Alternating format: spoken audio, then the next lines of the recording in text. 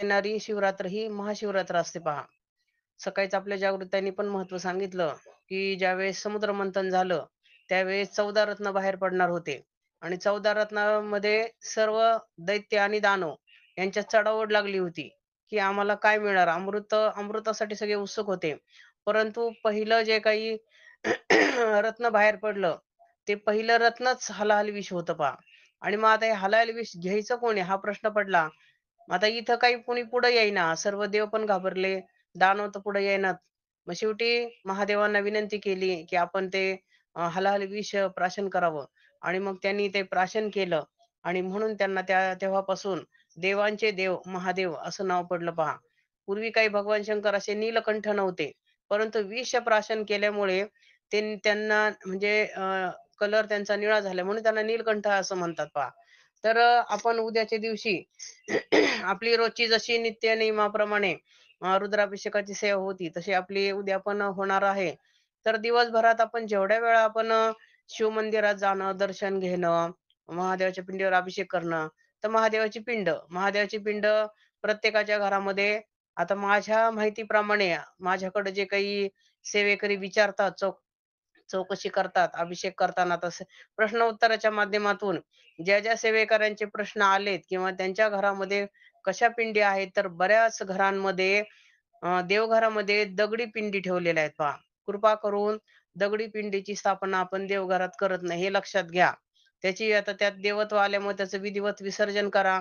आपल्या जवळच्या ॲडमिनच्या संपर्कात येऊन विसर्जन कसं करायचं ती माहिती करून घ्या. आपल्या देवघरामध्ये नाग आणि नंदी नसलेली महादेवाची पिंड आपण ठेवायची आहे पहा हे लक्षात घ्या अगोदर. नाग आणि नंदी नसलेली पिंड का ठेवायची? तर शिष्याचा अभिषेक तो महादेवाच्या पिंडीवर होतो. नागाची पिंड, नाग असलेली फडी. आपली पृथ्वी आहे, ही नागाने त्यांच्या म्हणजे डोक्यावर धारण केलेली आहे आणि आपण नागाची पूजा फक्त नागपंचमीलाच करत असतो, हे लक्षात घ्या. आणि एरवी आपण लिंग स्वरूपात भगवान शंकराची आपण सेवा करत असतो. म्हणून आपण महादेवाची पिंड, नाग आणि नंदी नसलेली आपण त्याची पूजा करतो. नंदी हे काय? भगवान शंकराचं वाहन आहे पहा. आता आपल्या घरामधले सगळे वाहन, टू व्हीलर, फोर व्हीलर आपण देवघरात, स्वयंपाकघरात आणून ठेवतो का? मुळीच नाही. तर आपले ही नंदी हे आपण शक्यतो देवघरात ठेवू नये. म्हणून आपण नाग आणि नंदी नसलेल्या महादेवाच्या पिंडीवर शुद्ध जलाने अभिषेक करणार आहोत. जे करत नसतील त्याने नित्यनेमाने करावा. शक्यतो रोज आपल्या रोजच्या देवपूजेमध्ये जर तुमचा होत असेल, तर आणि ते तीर्थ कुटुंबातल्या सगळ्यांनी जर घेत असेल, तर तुम्हाला कुठलाही आजार होणार नाही किंवा असलेला आजार तो कमी होईल. इतकं काही ते पॉवरफुल रुद्रतीर्थ आहे. जेवढे काही आजारी पेशंट असतात, त्या पेशंटला आपले अविनाश दादा प्रश्नोत्तराच्या माध्यमातून प्रथमतः रुद्राभिषेकाला प्राधान्य देतात पहा. रुद्राभिषेकाच्या तीर्थाने अनेक दोषांचं निरसन होतं. त्यामुळे आपण महादेवाच्या पिंडीवर रुद्राभिषेक करावा. ज्यांना शक्य असेल त्यांना षोडशोपचार पूजा करून जर रुद्राभिषेक केला, तर महाशिवरात्रीच्या मुहूर्तावर अति उच्च कोटीची सेवा होऊ शकते पहा. इतकं महत्व आहे महाशिवरात्रीचं. तर पहा शिवपूजन महिमा कसा आहे पहा. दिवसातून जर 3 वेळा शिवदर्शन जर केलं, म्हणजे 3 वेळा जर सकाळ, दुपार, संध्याकाळ म्हणजे समजा उदाहरणार्थ सकाळी 6 वाजता टाईम ठेवायचा. ज्यांच्या घराच्या जवळ मंदिर आहे किंवा ज्यांना जवळ मंदिर आहे, तर त्यांना हे पहा उपयुक्त आहे. सकाळी 6 वाजता, दुपारी 12 वाजता आणि संध्याकाळी 6 वाजता असं 3 वेळा जर भगवान शंकराचं दर्शन केलं, तर अनेक होतं.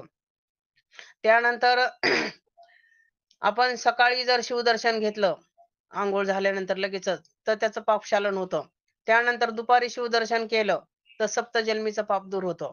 रात्री शिवदर्शन केलं, तर अगुणित पुण्यप्राप्ती होते पहा. शिवाला म्हणजे शुद्ध जलाने जर अभिषेक केला, तर आपला शुद्ध जलाने अभिषेक करायचा आहे म्हणून आपण खूप पाप करायचं असं त्याचा अर्थ नाही. झालेलं पाप त्याचं निरसन होतं पहा. शिवाला काळे तीळ जर वाहिले तर धनप्राप्ती सुलभ होते. रोज काळे उडीद जर आपण वाहिले 6 महिन्यात 6 महिने जर आपण कंटिन्यू रोज काळे उडीद जर वाहिले, तर अनेक व्याधींपासून आराम मिळतो. दर सोमवारी जर शिवमूठ म्हणून तांदूळ जर वाहिले, तर आपली इच्छापूर्ती होते पहा. शंकराजवळ साखर किंवा गूळ जर वाहिला, तर धनसंचय होतो. त्यानंतर शिवमंदिरात जाऊन शिवमंदिराची जर साफसफाई केली, तर उत्तम गती प्राप्त होते आणि सर्व रोगांचा नाश होतो. त्यानंतर दही, दूध, तूप, मध, गोमूत्र ह्याने जर अभिषेक केला, तर आपलं चांगलं आरोग्य प्राप्त होतो आणि जे काही आपल्याला आजार असतो तो वेगाने नाश होतो त्याचा. त्यानंतर चंदन, केशर, कापूर मिश्रित जर जलाने अभिषेक केला, तर आपल्याला सौख्य सौभाग्य प्राप्त होतं. याच्यामध्ये पहा दही, दूध, पंचामृत आले, बाकीचं चंदन, केशर, कापूर आले. तर ह्याच्यामध्ये आपण षोडोपचार पूजा जर आपण महादेवाच्या पिंडीवर जर केली घरातल्या घरात, तर ह्या सर्व साहित्यांचा आपला वापर होतो आणि मग हे आपल्याला त्याची फलप्राप्ती चांगल्या प्रकारे होते. कपिला गायीचे पंचगव्य आणि गंगाजल पहाटे पूजन केलं आणि 300 केलं तर 365 कपिला गाय ब्राह्मणाला दिल्याचं पुण्य मिळतं पहा. कपिला गाईचं पंचगव्य आणि गंगाजल पहाटे उठून जर आपण त्याच्यावर अभिषेक केला, तर 365 कपिला गायी ब्राह्मणाला दान केल्याचं पुण्य मिळतं. रोज जर शिवस्तुती केली, तर मनामध्ये जी काही आसक्ती असते, मोह असतो, लोभ असतो, तो दूर होतो पहा शिवस्तुतीने. त्यानंतर गंध पुष्पासह जर एक श्रीफळ भिजवून जर अर्पण केलं, तर त्या संपूर्ण पूजेचं फळ आपल्याला त्या दिवशी मिळतं. शिवसहस्रनाम शिवसहस्रनाम बरं का 108 नाही. शिवसहस्रनामासह तुपाचा अभिषेक केला तर वंशाचा विस्तार होतो. उसाच्या उद्याच्या मुहूर्तावर पहा रात्री जर 12 वाजता तुम्ही अभिषेक केला, उसाच्या रसाने जर अभिषेक केला, तर अगणित आनंद प्राप्त होतो पहा आणि भगवान शंकरांना उसाच्या रसाने अभिषेक केलेला ते खूप प्रिय आहे. साखर घातलेल्या दुधाच्या अभिषेकाने जर आपण अभिषेक केला तर घरातील कलह दूर होतात. दही-भाताचे विलेपन शिवपिंडीत जर केलं तर आपल्या त्रिविध तापांचा नाश होतो. त्यानंतर आपण शिव भगवान शंकराला जर 20 कमळे वाहिले तर 1000 बिल्वपत्र वाहिल्याचे पुण्य मिळते. आणि शिव मंदिरात जाऊन जर षोडोपचार पूजा जर केली तर 100 अपराध क्षमा होतात. मग आपल्याला षोडोपचार पूजा करून जर पूजा करता आली तर मग यासाठी आपल्याला अपराध करू नका. झालेले अपराध असतील तर त्या पूजनाने तुमचे माफ होतात. हे लक्षात घ्या. म्हणजे एवढा काही शिवपूजनाचा महिमा आहे. उद्याच्या दिवशी पहा महाबळेश्वर क्षेत्र जे आहे, गोकर्ण महाबळेश्वर या तीर्थक्षेत्राचा महिमा खूप आगाध आहे. आपल्या त्या क्षेत्राच्या ठिकाणी जर तुम्हाला 12 वाजता किंवा आपल्या शिव मंदिरात किंवा आपल्या घरातल्या महादेवाच्या पिंडीवर रात्री 12 वाजता बेलपत्र जर वाहिलं, शिवाष्टोत्तर नामावली अगोदर घेऊन बरोबर 12 वाजता बेल व्हायचं, की अगदी म्हणजे भगवानला ते खूप प्रिय आहे आणि याच्यातून मोक्ष प्राप्तीचा मार्ग सुलभ होतो पहा. इतकं काही शिव महादेवाच्या पिंडीचा रुद्राभिषेकाचं महत्व आहे, शिवपूजनाचं महत्व आहे. पहा पूर्वीच्या काळी एक ब्राह्मण कुटुंब होतं आणि त्यांची एक मुलगी होती पहा. तर ती खूप सुंदर होती, रूपवती होती. नंतर आता वयात आल्यानंतर तिचं लग्न झालं. लग्न झाल्यानंतर काही दिवसांनी तिचे आई-वडील काही कारणास्तव म्हणजे आजारी होते आणि त्याच्यात ते मृत झाले दोघंही. मग आता ही संसार करू लागली. परंतु त्या तिच्या पतीला कुठलातरी जर्जर रोग जडला आणि त्याच्यात तो पण मृत पावला. अगदी तारुण्यात असलेली ही मुलगी नंतर तिला ते कामवासना तिला त्रास देऊ लागल्या. मग ती व्यभिचार करू लागली. असं करता एका शूद्र व्यक्तीशी तिचं लग्न झालं. लग्न झाल्यानंतर मग तो शूद्र व्यक्ती म्हणजे काय? तर आता ही ब्राह्मण कुळातली मुलगी, तो शूद्र जातीच्या माणसाशी विवाह केला. तो मांसाहार करायचा, मद्यपान करायचा. असं करता त्या घरात तिलाही सवय लागली मांसाहार करायची, मद्यपान करायची. आणि मग ती मद्यपानात त्या धुंद झालेली असताना एक दिवशी तिनं मांसाहार करायला गोठ्यातलं ते जे काही मेंढीचं हे होतं, वासरू होतं. तर ते तिनं त्याची हत्या केली आणि ते त्याचं मांस शिजवलं. परंतु ती त्या धुंदीत होती पूर्ण याच्यात. तिला काही माहीत नव्हतं आपण काय करतोय, काही नाही. तर ते न करता म्हणजे मेंढीचं वासरू न घेता तिनं गाईचं वासरू घेतलं त्याच्या जागी. म्हणजे तिला कळलं नाही आपण कशाची हत्या करतोय ते. आणि मग त्याचं जे काही वरचं मुंडकं होतं तिनं ते शिंगाळ्यात ठेवलेलं होतं घरात. आणि दुसऱ्या दिवशी सकाळी झोपेतून उठल्यावर ती गाईला म्हणजे काहीतरी घास द्यायचा म्हणून ते वासराला आणि गाईला पाहायला गेली. तर गोठ्यात वासरूच नव्हतं. वासरू नाही म्हटल्यानंतर ती चाट पडली. मग आपण रात्री कोणाची हत्या केली? म्हणून तिने शिंकाळ्यात कोणाचं मस्तक ठेवलंय ते पाहायला, डोकं ठेवले ते पाहायला आली, तर ते गायीच्या वासराचं होतं पहा. मग त्यावेळेस तिच्या तोंडा म्हणजे पूर्ण संपूर्ण आत्तापर्यंतच्या आयुष्यामध्ये तिनं कधीही देवधर्म केला नाही, कधी देवाचं नामस्मरण केलं नाही. त्यावेळेस तिनं एकदम तिच्या तोंडातून असे उच्चार निघाले, "शिव, शिव, शिव." म्हणजे माझ्या हातून हे किती मोठं पाप घडलं आणि ती शुद्धीवर आली. त्यानंतर मग ती त्या शूद्र व्यक्तीकडून ती दर्मजल करत ती प्रवास करू लागली. प्रवास करता ती नंतर गोकर्ण महाबळेश्वरला पोहोचली. तोपर्यंत तिच्या त्या आयुष्यामध्ये तिला कुष्ठरोग झालेला होता. पूर्ण म्हणजे तिला कुणी दिलं खायला तर ती खायची. मग काय करावं ते काही कळत नव्हतं. आणि मग असंच दरमजल करत ती कुठल्यातरी एका गर्दीत ती मिसळली. ती चाललेली होती दिंडी. ती चाललेली होती गोकर्ण महाबळेश्वरला आणि त्या माणसांबरोबर ती पण चालत होती. पाय थकलेले होते, पोटात अन्नाचा कण नव्हता. तो दिवस होता महाशिवरात्रीचा. आणि मग ती अशी अन्न मागायची, हात पुढं करायची. आता लोकांना सगळ्यांना उपास असल्यामुळे लोकांजवळ काही नव्हतं द्यायला. आणि मग शेवटी महाबळेश्वरच्या अगदी त्या मंदिराच्या जवळ आल्यानंतर एका माणसाने तिच्या हातात बिल्वपत्र दिलं. आता तिला ते काही कळलं नाही. तिला वाटलं, की हे काय आहे? ही तर काही खायची वस्तू नाही. म्हणून तिने जोरात ते भिरकावलं. भिरकावलं तर ते शिवपिंडीवर जाऊन पडलं. म्हणजे एवढं तिच्या आयुष्यातल्या फक्त ह्या 2 घटना इतक्या पॉवरफुल आणि शक्तिशाली होत्या. एकदा ती शिव-शिव म्हणाली आणि एकदा बिल्वपत्र त्या गोकर्ण महाबळेश्वरच्या पिंडीवर जाऊन पडलं आणि मग तिथं जे काही लोक होते तर ते त्यावेळेस तिने ते बिल्वपत्र टाकलं तिथं पडलं आणि म्हणजे दिवसभराचा उपवास आणि बरोबर 12 वाजता बिल्वपत्र महादेवाच्या पिंडीवर पडलं आणि मग तिथं ती ती म्हणजे बेशुद्ध झाली म्हणजे तिथं गतप्राण झाली आणि मग म्हणजे तिच्यात त्राणच नव्हते तिथपर्यंत कशी तरी आली होती मग तिथं यमदूत आले शिवदूत पण आले पण शिवदूत म्हटले यमदूतांना की ह्या स्त्रीवर आमचा अधिकार आहे. आम्ही शिवलोकात हिला घेऊन जाणार. तर यमदूतांनी विचारलं, "का बरं?" म्हणे, "हिनं तर आयुष्यभर सगळं पापच केलंय. हिनं कोणतं चांगलं कर्म केलंय?" तर त्यावेळेस त्यांनी सांगितलं, की हिनं ज्या दिवशी तिच्या हातून पाप घडलं, तिच्या लक्षात आलं, प्रायश्चित्त म्हणून तिनं शिव, शिव असं नाम उच्चारला. आणि आता ह्या क्षणी म्हणे बरोबर महाशिवरात्रीच्या दिवशी ती निरंकार राहिली. म्हणजे तिच्या पोटात अन्नाचा कणही नव्हता. अशा परिस्थितीमध्ये तिच्या हातून एक चांगलं कर्म घडलं, की तिच्या हातून बिल्वपत्र महादेवाच्या पिंडीवर वाहिलं गेलं. ते नकळत का होईना, फेकून का होईना, कसं का होईना, पण ते पडलं. आणि त्यामुळं ह्या स्त्रीवर आमचा अधिकार आहे. आम्ही तिला शिवलोकात घेऊन जाणार. म्हणजे तिथं तिला मोक्ष मिळाला. म्हणजे शिवदर्शनाने, शिवाभिषेकाने, बिल्वपत्र वाहण्याने एवढं मोठं आपल्याला पुण्य मिळतं. याच्यामध्ये पहा ज्यावेळेस ब्रह्मा, विष्णू, महेश्वर अरण्यात असे फिरत होते आणि त्यावेळेस त्यांना एक काळवीट दिसलं. त्या काळविटाच्या मस्तकावर 3 लिंग होते आणि मग हे 3 आत्मलिंग हे तिघांनी वाटून घेतले. ब्रह्मा, विष्णू, महेश आणि मग जे भगवान शंकराकडे आत्मलिंग होतं, तर त्या आत्मलिंगाच्या प्राप्तीसाठी म्हणजे पहा रावण इतका महान राजा होता, की तो रोज नित्यनेमाने भगवान शंकराच्या पिंडीवर रुद्राभिषेक करायचा आणि तो रोज नित्यनेमाने आपलं पूजा वगैरे झाल्यानंतर त्यांच्या मातेचं दर्शन घ्यायला यायचा. दर्शन घ्यायला एक दिवशी आल्यानंतर त्याच्या लक्षात आलं, की आपली माता वाळूचं पिंड रोज तयार करते व रोज ते पाण्याबरोबर ते निघून जातं बाबा.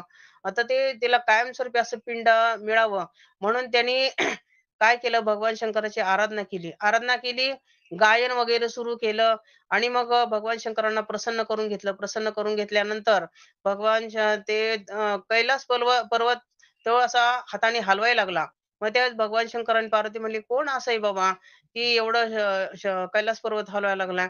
मग त्यावेळेस त्यांच्या लक्षात आलं, की हा रावण आहे आणि ह्यानं आपली आराधना केली. आता ह्याच्यावर आपल्याला प्रसन्न व्हायला पाहिजे. म्हणून त्यांनी त्याला थांबवायचं कसं म्हणून त्याच्या बोटावर पाय दिला. तर ते बोट त्याचे हे झाले होते आणि मग त्याने क्षमा मागितली, की "मी कैलास पर्वत हलवायचा थांबवतो. पण माझं जे काही म्हणणं आहे ते ऐकून घ्या. माझ्या मातोश्रीला रोज शिवलिंग पूजा करायसाठी मला तुमचं आत्मलिंग पाहिजे." म्हणजे भगवान शंकरांनी आता एवढी पूजा केल्यानंतर ते तयार झाले, प्रसन्न झाले आणि आत्मलिंग त्यांना देऊन टाकलं. पण त्यांनी असं सांगितलं, की ह्या आत्मलिंगावर रोज नित्यनेमाने जर रुद्राभिषेक केला 3 वर्ष सलग जर रुद्राभिषेक केला, तर तुम्ही स्वर्गाचे राजे होणार. म्हणजे देवांचे राजे. तर मग त्यांनी रावण तर अगोदरच पूजा करणार होता. महादेव प्रिय होता. आणि मग परंतु हे इथून नेताना घरापर्यंत नेऊस्तर ते कुठेही पृथ्वीवर म्हणजे जमिनीवर टेकवायचं नाही. ह्या अटीवर ते पाठवलं गेलं. म्हणजे त्यांना दिलं गेलं रावणाला. परंतु इकडे सर्व स्वर्गामध्ये सर्व देव महादेवाला म्हटले, "अहो तुम्ही भोळे म्हणे, आता तुम्ही काय केलं?" म्हणे.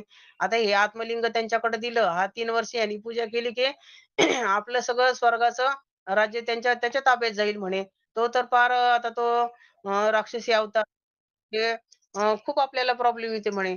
मग आता काय करायचं? मग भगवान शंकराला सुचवण्यात आलं, की त्याचं आत्मलिंग कसं जमिनीवर ठेवता येईल त्याला, अशा पद्धतीने बघायचं. आणि मग ते अ, त्याची स्नान संध्येची वेळ झालेली संध्याकाळची, सायंकाळच्या टायमाला आणि मग गणपतीला विनंती केली. विघ्नहर्ता गणपतीला सांगितलं, की "तू गवळ्याचं रूप घेऊन जा, छोट्या मुलाचं, गाई राखणाऱ्या मुलाचं." आणि मग तो आडवा गेला गुराखी. मग त्याला विचारण्यात आलं, "तू कोण?" तर मी म्हणजे तो असा वेगळ्या अर्थाने सांगायचा, "मी म्हणजे शंकराचा मुलगा आहे, गुराखी आहे." म्हणजे वेगळ्या नावाने. पण ते रावणाला काही ओळखता आलं नाही, की हा कोण आहे, काही नाही. मग ते म्हणे, की "मला आता स्नान संध्या करायची आहे आणि मग मी समुद्रावर अंघोळ करायला जातो. तोपर्यंत तू हे आत्मलिंग माझं जपून ठेव. फक्त जमिनीवर ठेवू नको. तुला जर ठेवायचं असेल तर मला 3 वेळा हाक मार." मग ते त्यांनी सांगितलं, "मी 3 वेळा हाक मारेन तुम्हाला आणि 3ही वेळेपर्यंत जर तुम्ही आला नाही, तर ही मी जमिनीवर त्या ठिकाणी ठेवून देईल." आणि मग हे गणेशाला हे पाहिजेलच होतं, की हे आत्मलिंग कसं तरी आपल्याला हे इतर जमिनीवर ठेवायचं. रावणाला तिथं पोहोचेपर्यंत त्याने लगेच आरोळी द्यायला सुरुवात केली. 1 झाली, 2 झाली आणि तो परत यायच्या अगोदरच त्यांनी तिसरी हाक मारली. तोपर्यंत तो काही आलाच नाही. रावण काही आलेच नाहीत आणि मग त्यांनी आत्मलिंग तिथं ठेवलं. जिथं ठेवलं, तिथं ते आत्ताचं गोकर्ण महाबळेश्वर आहे. आणि मग रावणाला संताप आला. तर म्हणे, की एवढं मी कष्टाने मिळवलेलं आत्मलिंग आणि हे असं कसं काय इथं तू जमिनीवर ठेवलं? त्याच्यावर चिडला आणि मग ते लिंग तो ओढू लागला. तर ओढू लागल्यानंतर ते गाईच्या कानासारखं ओढलं गेलं. म्हणून त्याला गोकर्ण, गो म्हणजे गाय, कर्ण म्हणजे कान. असं गोकर्ण महाबळेश्वर असं त्याला नाव पडलेलं आहे पहा. आणि मग ह्या तीर्थक्षेत्र इथेच तीर्थक्षेत्र तयार झालं. समोरच समुद्र किनारा आहे आणि खूप सुंदर असं पाहण्यासारखं हे तीर्थक्षेत्र आहे. ते आत्मलिंग सुद्धा वर पिंड आहे आणि आपल्याला असं खाली वाकावं लागतं. वाकून मग ते हात घातल्यानंतर आतमध्ये ते आत्मलिंग दिसतं पहा. आपल्या हाताला ते जाणवतं, की हे लिंग आहे आतमध्ये. म्हणजे इतकं सुंदर ते गोकर्ण महाबळेश्वर आहे. ज्यांना शक्य असेल त्यांनी तिथे जाऊन यावं. कर्नाटकमध्ये आहे ते. तर अशा पद्धतीनं महाशिवरात्रीच्या दिवशी जर अशा तीर्थक्षेत्राचं जर दर्शन मिळालं आपल्याला, तर खूप अद्भुत आपल्याला म्हणजे त्याचं फळ मिळतं आणि ज्यांना ते जिथे महादेवाची मंदिर आहेत, अशा ठिकाणी प्रत्येकाने जायचा प्रयत्न करावा. याच्यामध्ये पहा आपण रोज नित्यनेमाने रुद्राभिषेक करतो. रुद्राभिषेक पण करत असताना पहा रुद्राचं तीर्थ एवढं काही पॉवरफुल आहे, की ज्यावेळेस भद्रसेन राजा त्यांच्या घरी पराशर ऋषी आले आणि पराशर ऋषी आल्यानंतर तिथं राजपुत्र आणि प्रधानपुत्र दोघं खेळत होते. राजाने सांगितलं, की म्हणे ऋषी महाराज म्हणे, "तुम्ही माझ्या मुलाचं भविष्य सांगा." म्हणे, म्हणे, "हा एवढं राजवैभव आहे, पण हा रुद्राक्ष धारण करतो फक्त, हे दोघं पण. हे आभूषणे वगैरे काही अंगावर घालत नाही." तर मग पराशर ऋषींनी सांगितलं, की आज ह्याचं म्हणजे 12च वर्ष आयुष्य आहे आणि त्याला आता 7 दिवसच राहिले आहेत 12 वर्ष पूर्ण व्हायला. त्याच्यानंतर त्याचं म्हणजे 12 वर्षच आयुष्य आहे. तर मग ते भद्रसेन राजा म्हणे, की "काही हरकत नाही," म्हणे, "पण ह्याच्यावर काहीतरी उपाय असेल, काही सेवा असेल तर सांगावी तुम्ही." आणि मग सांगितल्यानंतर त्यांनी सांगितलं, की "तुम्ही आजूबाजूच्या गावातनं म्हणजे सहस्र ब्राह्मण बोलवून आणा आणि त्यांच्या हाताने रोज रुद्राभिषेक करा 7 दिवस आणि या रुद्राभिषेकात तीर्थाने त्याला स्नान घाला.